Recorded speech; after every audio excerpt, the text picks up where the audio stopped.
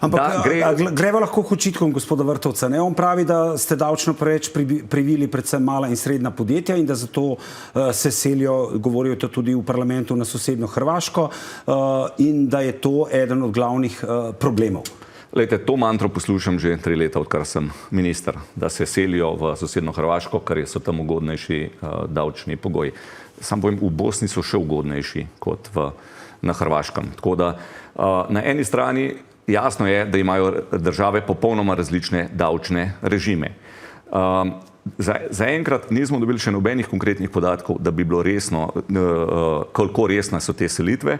Moram pa reči, da določene investicije, predvsem v del industrije, je logično, da se selijo v druge države, torej predvsem v druge države za cenejšo delovno silo. Tudi mi nismo tisti, ki bi želeli imeti to vrstne investicije in imamo že nekaj časa zgodovinsko najnižjo stopnjo brezposelnosti. Želimo si novih investicij, ampak investicij z visoko dodano vrednostjo in to je tisto prispevku, ki je bilo omenjeno, ki je tudi predsednik danes govoril.